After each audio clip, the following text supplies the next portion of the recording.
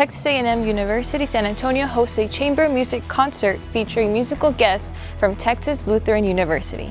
Step Africa, a national dance company, celebrates African American History Month at Texas A&M San Antonio.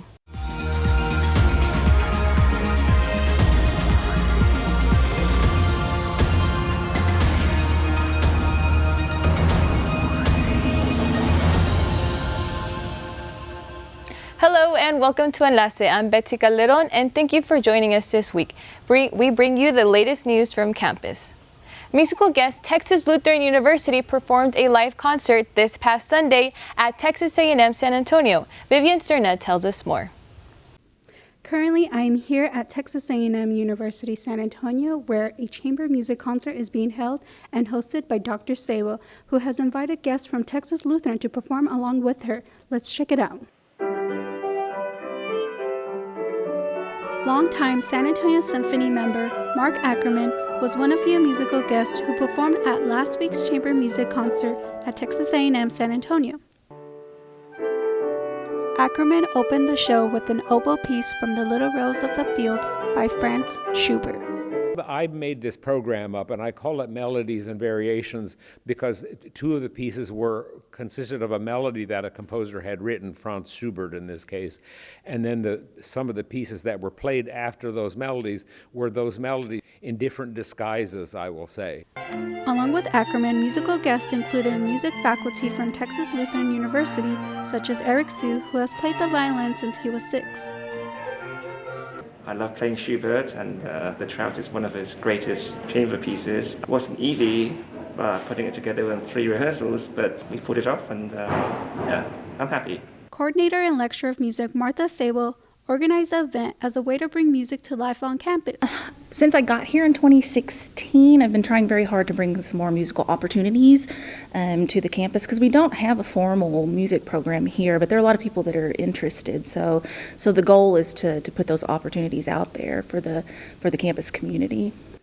Freshman Juan Feliz attended the event and hopes to catch more performances of the group in the future. It was just great. It was a beautiful piece. Just wonderful, and I really loved it, and I just felt paralyzed listening to this great music, and I hope they perform here more often. If you're interested in joining band or choir, please contact Dr. Martha Sable at martha.sable@tamusa.edu. Students, faculty, and staff are now able to vote on campus. Armando Villarreal brings us more from the May Center. Bexar County residents will not be able to vote on campus at Texas A&M University-San Antonio. I went to the May Center to get the latest on campus voting. With the 2020 presidential election right around the corner, the university was selected by the Bexar County Elections Department to serve as an election day location. Well, anyone that is registered to vote in Bexar County can actually vote here in the west lobby of the Science Technology Building right outside the May Center. Right, so students will see a lot of signage all around campus reminding them that they do have the opportunity to vote and that polls are open, and so there will be a lot of that. We'll also be having a primary watch party on March 3rd because in addition to Texas, there are many other states that are holding their primary on that day, and that's going to happen in the Jaguar Lounge over in the Central Academic Building. The polling site will open in March for the presidential primary and May for city elections and the general election on November. We have been designated as a voter-friendly campus, and so I hope everyone gets an opportunity, whether students, faculty, staff, or a campus guest. I hope they take an opportunity to make sure their voice is heard. Sarah Kupcho, a political science lecturer, says the South Side doesn't have many polling locations. Now with the polling site on campus, she says it's convenient for the community. If people aren't using their voice to vote, politicians aren't going to know what the next agenda is. If something is important to them like Social Security or immigration or climate change, the way that you tell them is by voting. And if you don't vote, they're not going to know. They're just going to continue with the status quo. John Sook, a history senior, says he'll definitely participate in voting on campus this election. I think a huge part of a university is to engage with the community. This will let the community know we're here, it's convenient, and maybe we find more students. But, it's a relationship between the university and the community. And so hopefully the university can help drive up voter participation each election going forward. Early voting for the 2020 United States presidential primary election will take place on February 18th, and Election Day will be on March the 3rd. I'm Armando Villarreal, Enlace. In honor of African American History Month, the dance group Step Africa shows off their spirit through their highly energetic dance moves. Here's Jewelz Pope with more details. Step Africa celebrates their 25th year anniversary with Texas A&M San Antonio students and family members. We are the first professional dance company dedicated to the art of stepping. Stepping is a form of dance that originated in Africa where dancers use their bodies to create beats as they dance. I can share these 3 principles with you that we use every day in Step Africa: teamwork, commitment, and discipline. We use them every day on the road, when we're in the dance studio, and it really gets us really far and helps us get things done. So I think there's a lot of great talent on stage, but I also think there's just as much talent in the audience. Step Africa members searched the audience for children to join them during their live performance. This is to encourage them to work as a team and learn about the tradition of stepping. We bring everybody on stage to do stepping, because it's kind of like cool to see like different people that's on stage grasping the concepts and actually doing what we do in the studio every single day. So it's kind of cool to see how like people take their interpretations on it. This is Jewelz Pope with Enlace.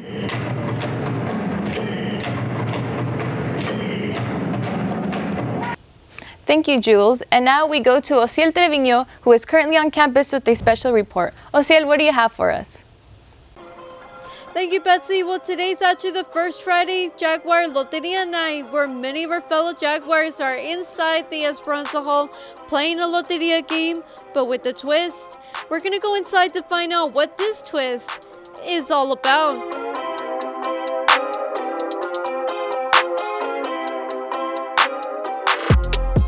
The night started with glue, paper, and loteria pieces for students to create their own loteria cards with non-traditional pieces like La Computadora, El Estudiante, and El Jaguar. Many of these are not seen on the original loteria, which brings a unique approach to the traditional Hispanic card game. Students shouting "Buenas!" filled the Esperanza Hall lobby that night. One student, attendee, Elisa Alvera, who manages the front desk in the Esperanza Hall, told us what this event reminded her of. It reminds me of home, because we always feel like I play Loteria with my family, and it's fun to see that it's incorporated in my school. This was the third time the AOD committee and the May Center hosted Loteria Night, which gave students a chance to compete against each other. We spoke to Gabriela Hernandez, career advisor at Tamusa, who told us the purpose of this event. We want to provide an opportunity for students to have something on a Friday evening. The Loteria is just something, just because we're in San Antonio, just something, part of our culture that we felt like would be appropriate. And fortunately, we were able to put a little twist to it and, make it personal.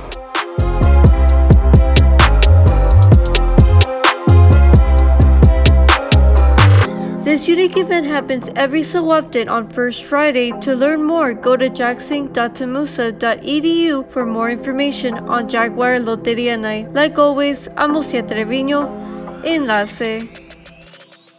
Here's a look at what has been happening around campus this week. Have you read any good books lately? The Office of First Year Experience is asking students to submit book ideas for their next Common Experience read. The Common Experience is a book program that encourages students to start a conversation with fellow classmates about different themes within the book.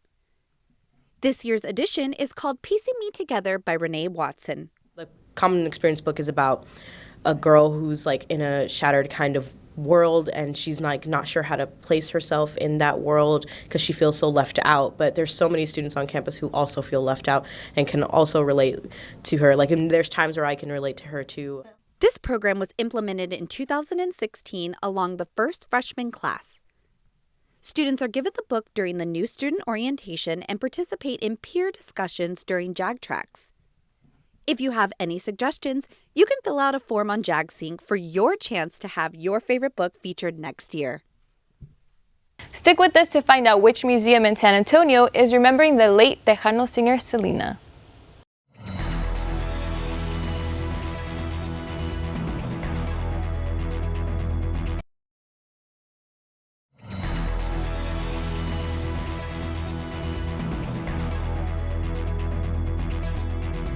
Thank you for staying with us. And now we have Alejandro Diaz with the weather.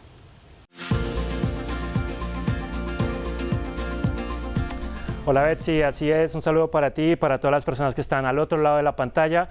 Pues el fin de semana tendremos unas temperaturas agradables, pero en eso entraremos más adelante. Por ahora quiero que miremos lo que es la temperatura, la humedad relativa que tenemos, el porcentaje de humedad relativa que tenemos aquí en San Antonio.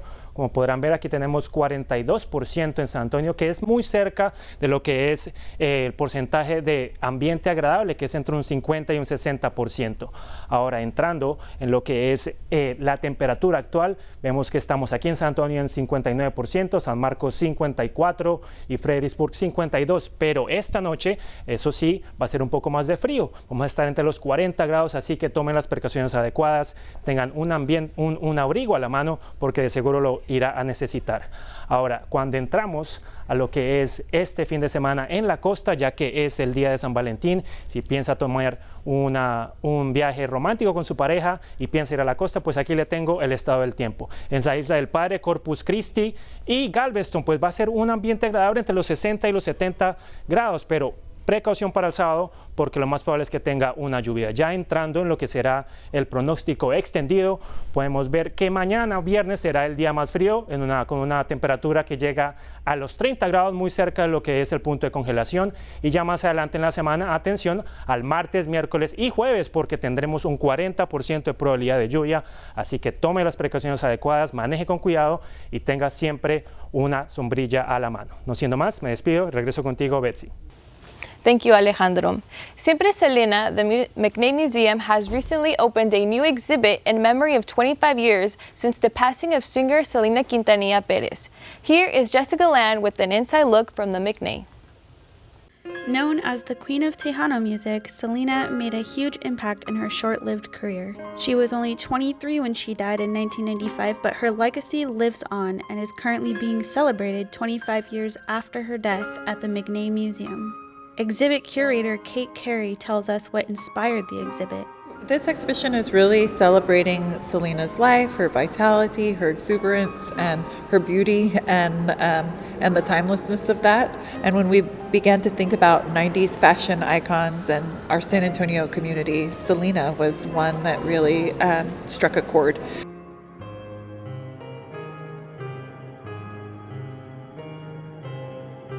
The museum has seen a large number of visitors from all over the country. One visitor, Elizabeth Rodriguez, tells us what she thinks about the exhibit. It's beautiful. It gave me chills as soon as I walked in. It's a real honor the way they've done Selena here. 5 photos are featured, taken by photographer John Dyer, who tells us what it was like photographing the late singer.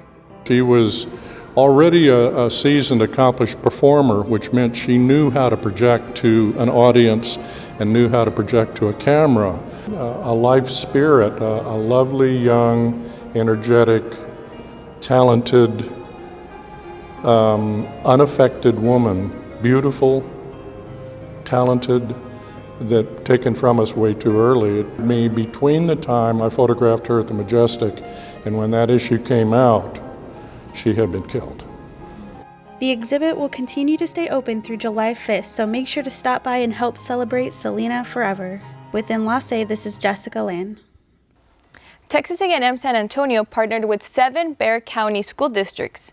President Matson gives us more on the Aspire program developing in 2020.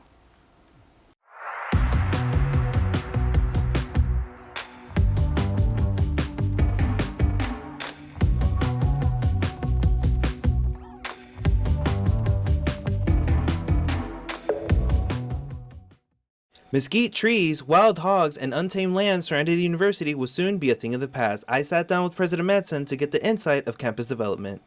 Texas A&M University-San Antonio currently has more than 6,500 students. According to the 2017 master plan, the university envisions to accommodate 50,000 students in the future. So our growth has provided us the opportunity for several new facilities, as you're well aware. But now we have 2 more facilities on the drawing board, with the classroom hall building that's being built right now. And the new building that's going to be behind it is going to be a library business ed building. We haven't broken ground on that, so that you should see this coming spring. We've also are submitting paperwork for our rec center, our recreational sports, recreational and like a student union combination, but it's a rec center. That will be forthcoming in late 2021 timeframe. And we've got some other P3 projects that are under development. So we are well underway in the master plan. Vida San Antonio, the city's newest master planned community, is another development near campus that will break ground on April 2020. I asked President Mattson what makes Southstar Communities different than the last development firm. Well, they're local. They're Texans. So local to the state, which is very helpful. I think they have a real commitment to long-term investment in the community. So some developers buy and flip, which was part of Verano's strategy, to buy and flip. So no development actually occurred, and the flipping didn't actually occur. It took a very long time. So this developer coming in has a different strategy, and that is to build and hold. And that's really helpful for the university in terms of wanting to make that commitment to a collaborative partner and to help build the property around us as an extension of the university, even though it's not us, that the two projects would look co-joined. So how they think about developing and what they think about building there would be complementary to the university and what we're doing here. And that will help us to elevate and provide a catalyst to what we're trying to accomplish together. Tune in on the next episode of Enlace to get the insight of the Aspire program with President Mattson. I'm Armando Villarreal, Enlace. Stay with us to know more about the latest in sports news.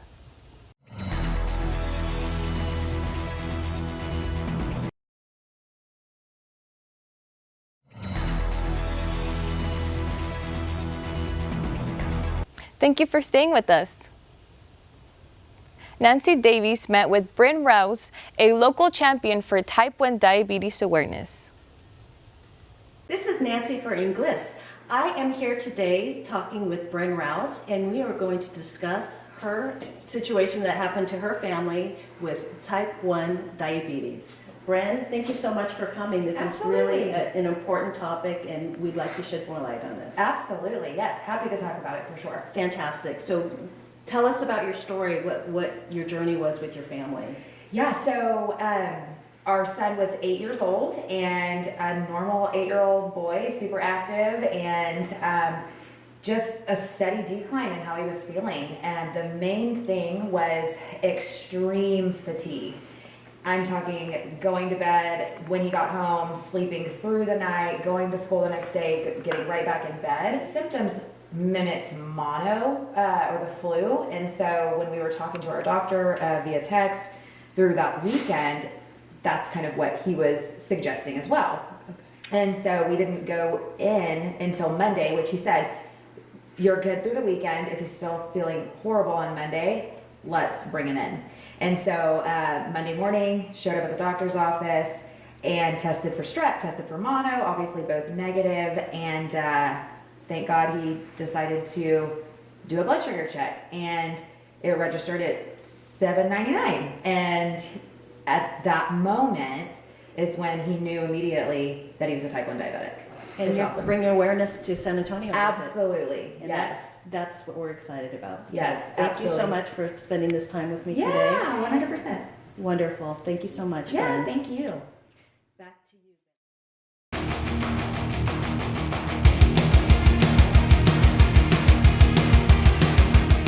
Hello, I'm Christian Rodriguez, and welcome to Jaguar Sports, bringing you the latest in sports from this past week. Let's get to the action.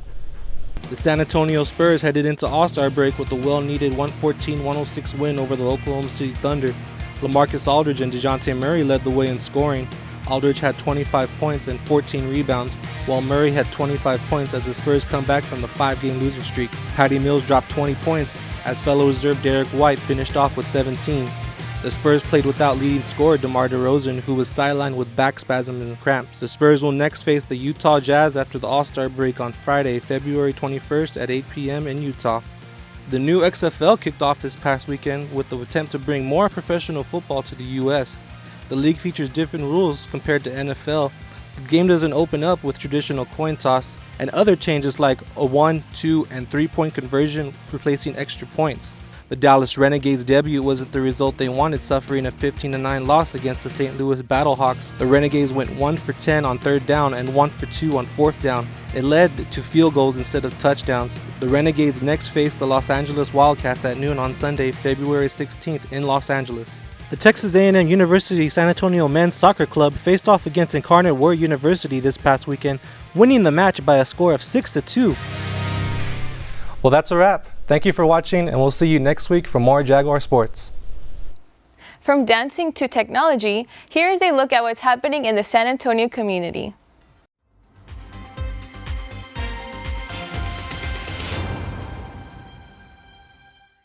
The City of San Antonio Office of Innovation and other local groups hosted the Smart Essay Sandbox event on February 8th at Brooks. This event, geared towards families, is a showcase of the city's technology field. The exhibit and workshops featured robots, electric cars, and new buses, all from San Antonio. The family-oriented event also featured live music and snacks. Life, and that we're trying to discuss and understand more from the public, also educate them in understanding what are some of the current technologies that exist. We as the company, we didn't create them, they already exist and they are available for the public. Latinx artists from Central Texas came together at Jumpstart Theater on February 7th and 8th to share their perspective in the Geografia Dance Festival. The event featured a discussion on Latinx identity led by their performers. Festival founder Bonnie Cox says it's important for the Latinx community to share their stories through dance. So we just hope to share a really diverse array of stories and aesthetics with audiences, and hopefully they will be touched or think differently or learn something new tonight through these dances. Cox says she plans to keep the festival coming back to San Antonio in the coming years. When we come back, find out who took an Oscar home from this past Academy Awards.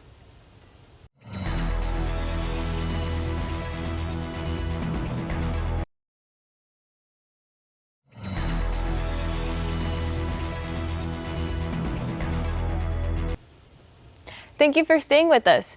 To celebrate Valentine's Day, we asked Jaguars what their favorite cheesy pickup line is. Here is what they said.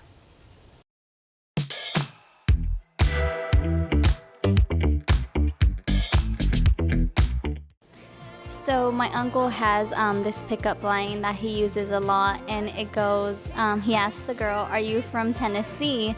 And, she says yes or no, and then he says, "'Cause you're the only 10 I see." Okay, so my pickup line will be, I'm not a photographer, but I can picture me and you together. I'm lost, can you give me directions to your heart? Is there an airport nearby, or is it my heart taking off? Are you religious? Because you're the answer to all of my prayers. Do I know you? Because you look a lot like my next girlfriend.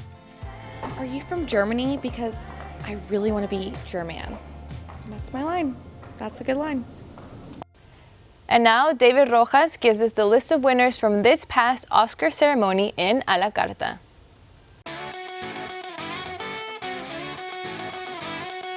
Pues la espera ha terminado, ya que después de haber tenido que atrasar su lanzamiento por el diseño del protagonista, la película live action de Sonic llega a la pantalla grande este fin de semana. En esta película podremos ver a Sonic en formato CGI, en una historia donde tendrá que salvar al mundo de su némesis Dr. Robotnik, protagonizado por el famoso Jim Carrey. Esta película es una que podrás disfrutar con la familia entera. ¿Irás a verla? ¿Qué te parece este lanzamiento? Cuéntame en las redes sociales.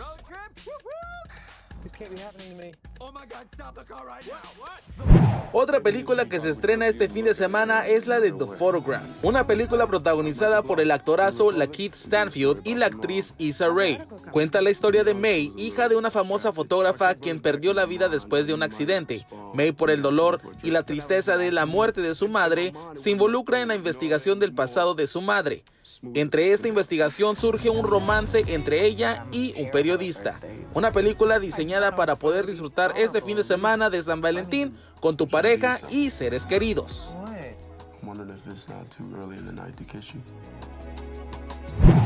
Oigan, y un rumor asasazo para todos los fanáticos de la serie Club de Cuervos. Esta semana, ESPN reveló que empresarios mexicanos planean realizar la idea de traer a los Cuervos Negros a la Liga MX. Este equipo ficticio podrá ser realidad dentro de la Liga del Fútbol Mexicano. El equipo tendrá sede en Mazatlán, Sinaloa. ¿Tendrá algo que ver el misterioso estadio que se está construyendo en la ciudad de Mazatlán? Pues es algo que tenemos que esperar. Otra noticia que nos dieron esta semana fue la de la secuela de live action de Aladdin. The Hollywood Reporter reveló que Disney está trabajando en la secuela de Aladdin. Esta sería la primera secuela de un live action de los clásicos de Disney. Por el momento se desconoce el título de esta secuela, pero será el regreso de Jafar, película que salió en el año 1994. Eso también pues tendremos que esperar.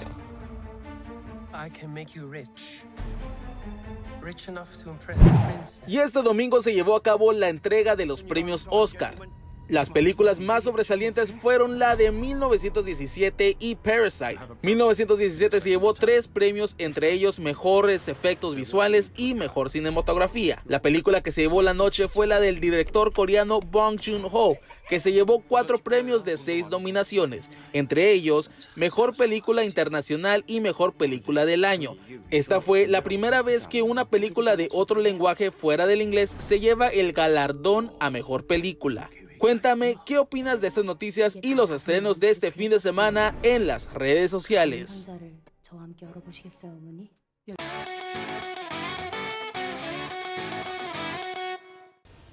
Tasty Bites 2020 recognized the tastiest food, signature, drinks, and presentation, a competition showing the culinary scene in San Antonio.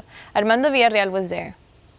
The National Association for Catering and Events hosted their 7th annual Tasty Bites. Let's go inside and see what's cooking.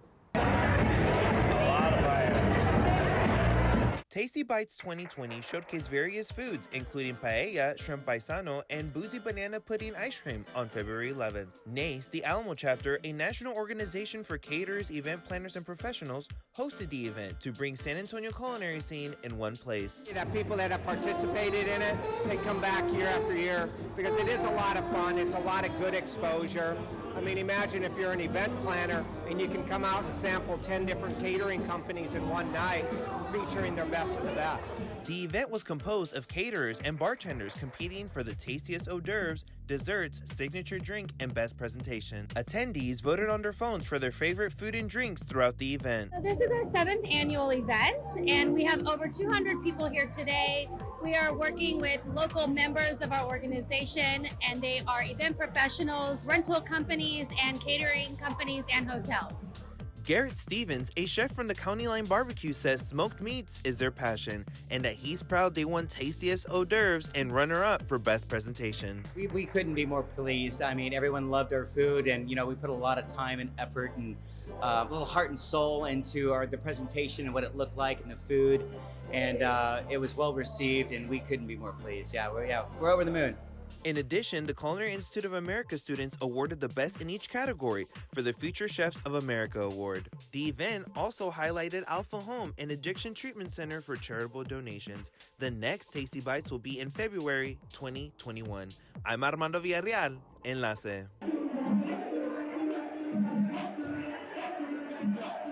San Antonio is the 7th largest city in the nation. With a fast-growing atmosphere, we're going to highlight what the city has to offer when it comes to local businesses. From food, entertainment, art, and fashion, you will see small businesses who are just embarking on their journey to others who are continuing to leave their mark. With over 30 zip codes, we're going to make it our mission to dig deep and explore some of the hidden gems San Antonio has to offer.